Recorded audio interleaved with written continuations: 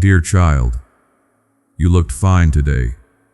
You said the right things, smiled at the right moments, nodded when someone asked how you were doing, and then you came home and felt the weight drop back onto your chest the second you closed the door. Jesus saw that. He saw the performance. He saw the truth underneath it. He saw the way you held your breath in the meeting, the way you scrolled your phone to avoid your own thoughts, the way you stood in the shower a little longer than usual, because it was the only place you could let your face fall.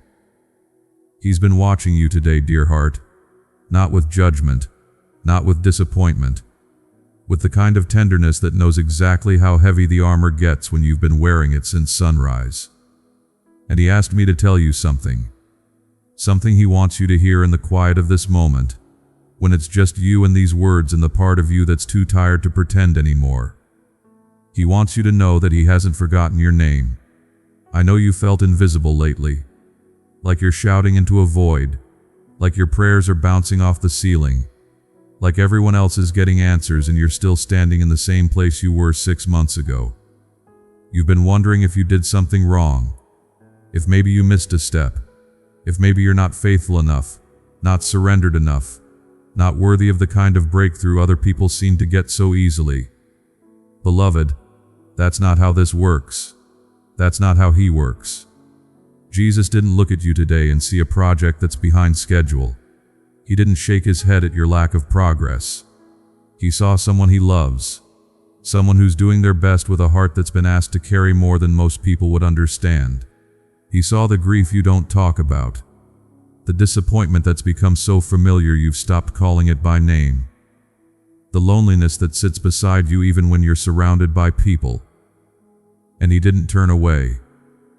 You've been afraid that if he really saw you, all of you, the parts you hide even from yourself, he would be ashamed, that he would regret choosing you, that he would realize he made a mistake and quietly reassign his attention to someone more deserving. Beloved family, if these messages have ever brought peace to your heart in a difficult moment, then you are already part of this mission. And if you feel led to support it, you'll find the link in the description and comment box. Thank you for walking this journey of faith with us. My child, he's not looking for deserving. He never has been. He's the one who sat with the woman at the well in the heat of the day, when she came alone because the others wouldn't let her draw water with them. He knew her story before she spoke.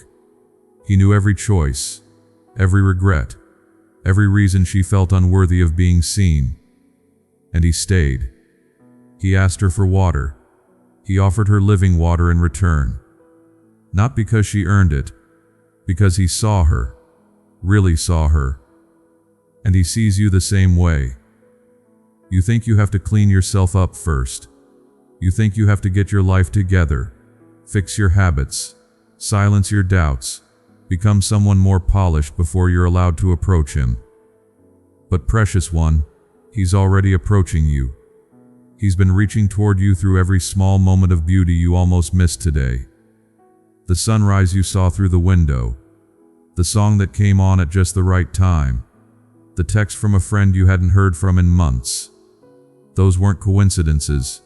Those were his fingers gently tapping your shoulder, reminding you that he's still here.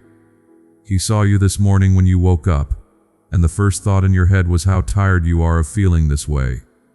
He saw the tears you blinked back, the prayer you almost prayed but stopped halfway through because you didn't know what to say anymore. And he wants you to know that the silence doesn't scare him. You don't have to have the right words. You don't have to sound spiritual. You don't have to manufacture emotions you don't feel. He's not asking for a performance, dear heart. He spent all day watching you give one to everyone else. What he wants is the truth, the raw, unfiltered truth of what it feels like to be you right now. The exhaustion, the confusion, the anger you're afraid to admit, the questions you've been too scared to ask out loud because they feel like doubt and you've been taught that doubt is dangerous. But doubt isn't the opposite of faith. Doubt is faith in the dark, feeling for the light switch, hoping it's still there even when you can't see it. Jesus knows what it's like to feel abandoned. He knows what it's like to cry out and hear only silence. He knows what it's like to be in so much pain that you ask if there's another way, any other way, to get through what's ahead. He's not confused by your humanity. He wore it himself. He felt every ache, every betrayal, every moment of crushing loneliness. So when he looks at you today, he's not puzzled by your struggle. He recognizes it, and he wants to sit with you in it.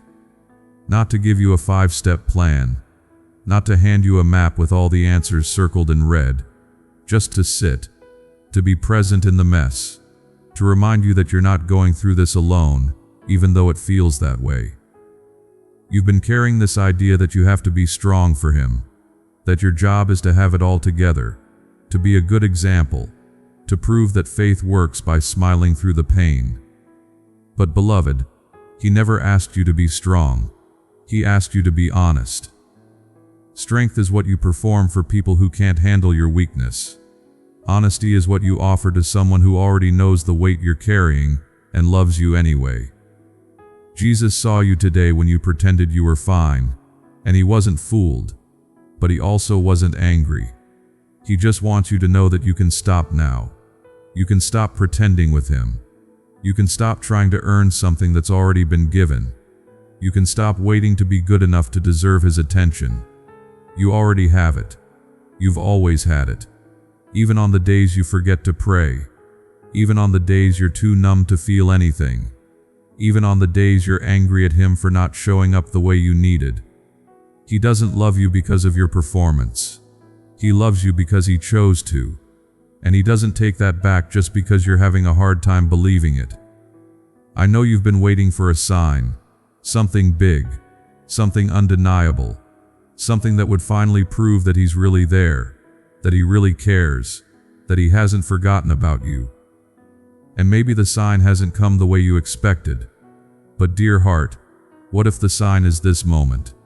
What if the fact that you're still here, still listening, still hoping, even in the smallest, quietest way is itself the evidence of his hand on your life?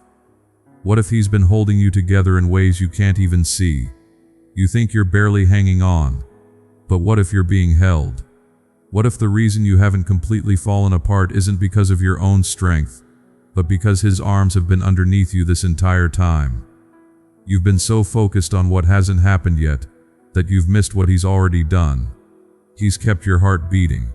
He's given you breath for today. He's brought you through every single day that felt impossible. And yet here you are, still standing, still breathing, still capable of hope, even if it's just a thread. That's not nothing, beloved.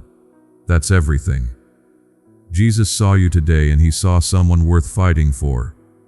Even when you don't feel like fighting anymore. Even when you're exhausted from trying to keep it all together.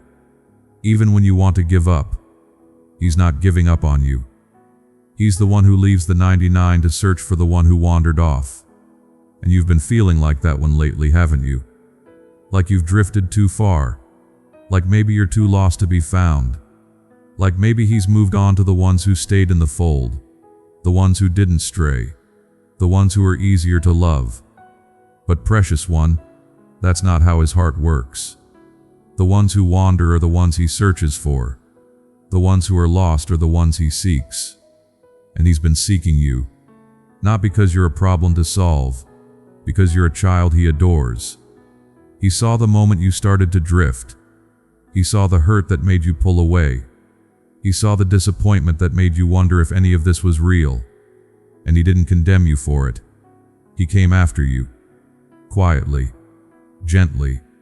Not with shame, but with an invitation. Come back. Not because you have to. Because you're wanted. You've been thinking that if you come back there will be questions. Lectures. A list of everything you did wrong and everything you need to fix. But that's not what's waiting for you. What's waiting is a table already set. Arms already open. A place already prepared. He's not interested in your explanations. He's interested in your presence. And he knows it's hard for you to believe that right now. He knows you've been hurt by people who said they loved you but only loved the version of you that made them comfortable. People who smiled when you were shining but turned away when you were struggling. And somewhere along the way you started to believe that's how He is too. That His love is conditional. That His patience has limits. That eventually you'll cross a line and He'll be done. My child, there is no line. There is no quota of mistakes. There is no limit to His grace. You can't out-sin His love. You can't drift so far that He can't reach you. You can't mess up so badly that He stops calling you His own. That's the truth He wants you to hear today. Not because you needed to be reminded of the rules, because you needed to be reminded that there is no earning this. It's already yours. He saw you today. He saw the moment you doubted, the moment you felt like a failure, the moment you wondered if you'd ever feel okay again. And in that moment, He didn't step back. He stepped closer. Because that's what love does. Love doesn't wait for you to be worthy. Love makes you worthy by choosing you. And Jesus chose you long before you ever chose Him. He chose you when He hung on that cross. He chose you when He took every failure, every shame, every broken piece of your heart and said, I'll carry this. He chose you then, and He's choosing you now, even today, especially today.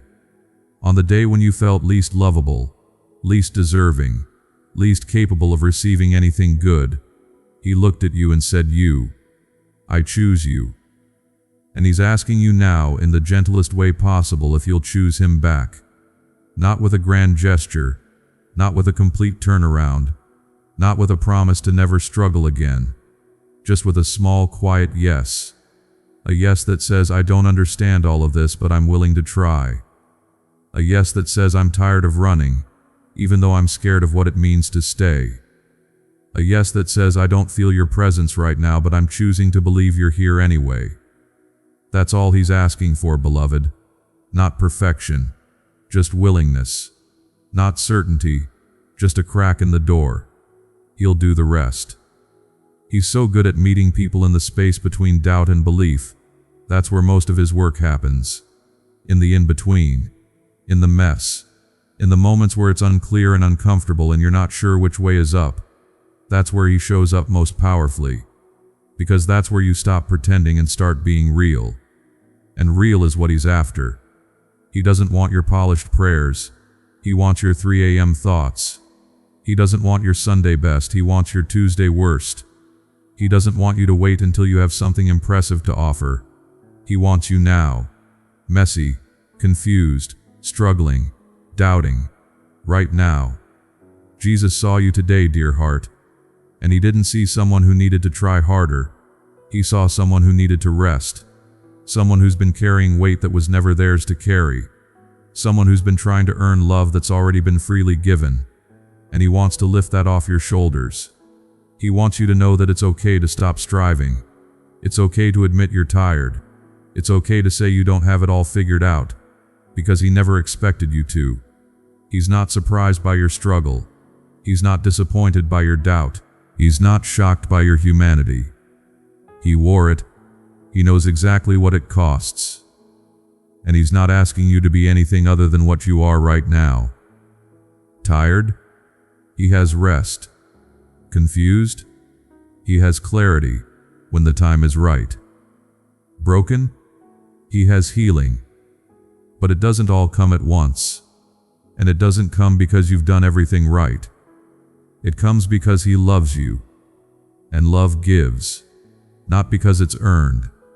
Because it's who He is. So tonight, precious one, can you just sit with that for a moment?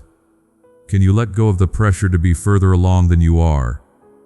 Can you release the guilt over not being the person you think you should be by now? Can you allow yourself to be seen exactly as you are, without the mask, without the explanations, without the defenses? Just you. Tired, real, human you. Because that's who He came for. Not the version of you that has it all together. The version of you that's falling apart and doesn't know how to say it out loud. He sees you. He's always seen you. And He's still here. Not in spite of who you are, because of who you are. His beloved. His chosen, His child, and nothing you do or don't do will ever change that. So rest tonight. Let the weight fall. Let the striving stop. Let the tears come if they need to.